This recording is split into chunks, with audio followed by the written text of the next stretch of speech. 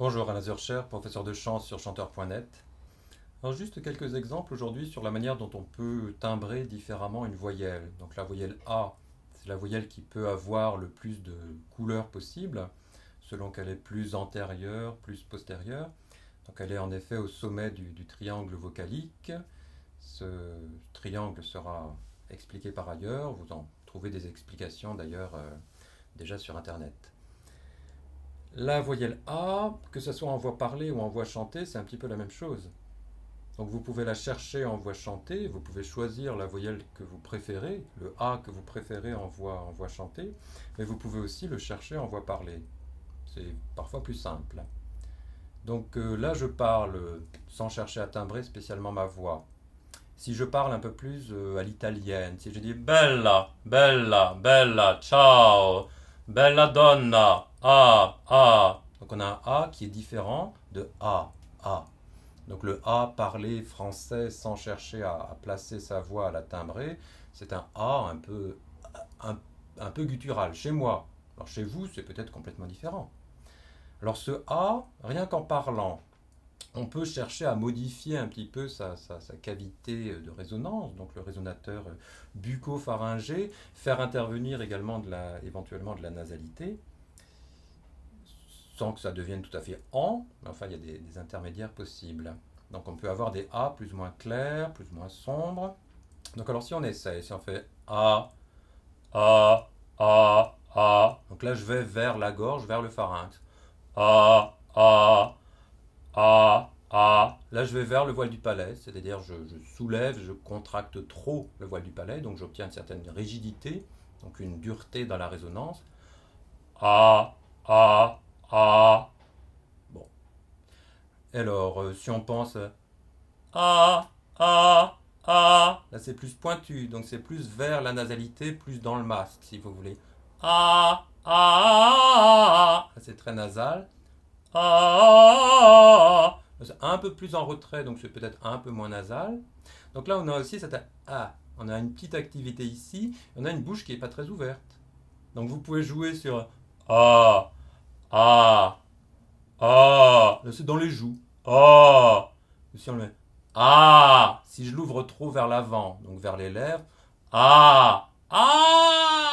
là ça se serre derrière, ça s'ouvre devant. Bon. Donc si on crie ou si on fait un A de douleur, de surprise, enfin dans certaines circonstances, on produit comme ça des A différents. Il faut chercher le A qui va être le plus efficace ensuite pour chanter, pour le transformer en voix chantée.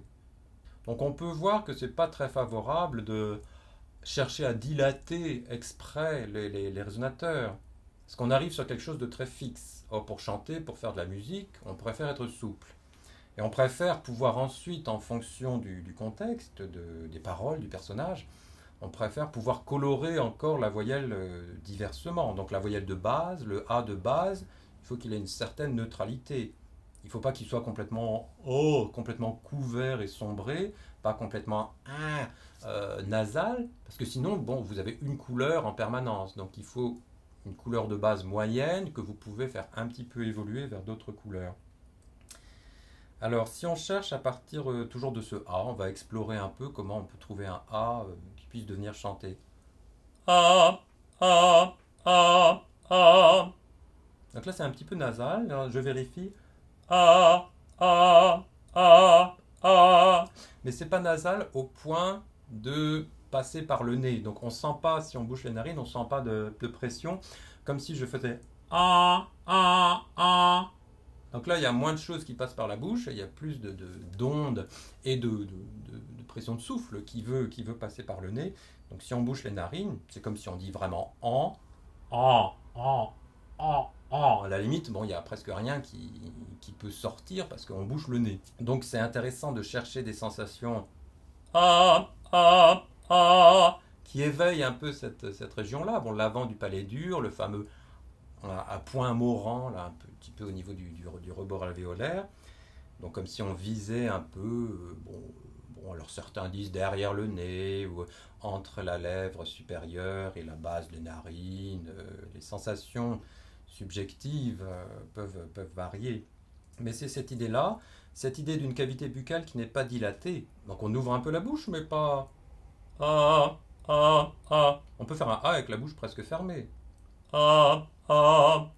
Bon, après, si on est plus dans l'aigu ou si on est dans une émission quand même plus opératique, à plus forte intensité, on va ouvrir la bouche davantage. Mais il faut laisser la bouche s'ouvrir en fonction des besoins. Il ne faut pas décider a priori, je veux faire un gros son, donc je fais ah, parce que là on obtient un oh, on obtient quelque chose de mal défini comme voyelle.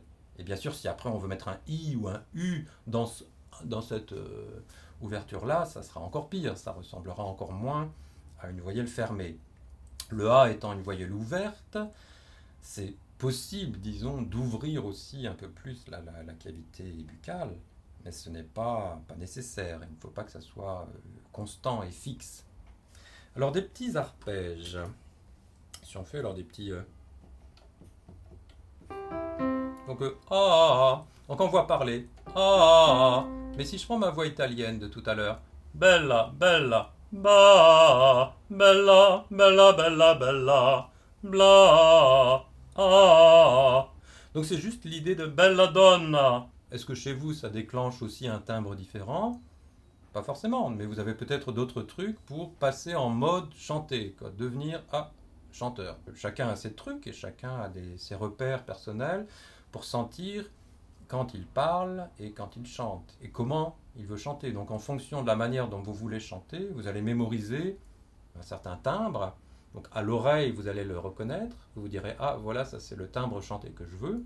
Et vous allez aussi donc mémoriser un certain positionnement des organes, une certaine activité des muscles. Mais là vous êtes libre. Donc si vous voulez chanter vous pouvez le faire. Donc c'est un choix différent. Donc là c'est plus pointu. Ou alors si vous voulez être une basse noble, vous allez vous pouvez un peu empouler. Bon, c'est pas souhaitable, mais un petit peu. C'est au libre choix de chacun ou en fonction de ce qu'on vous demande. Voilà. Bla bla bla. Bla bla bla bla bla. Bla bla bla bla bla.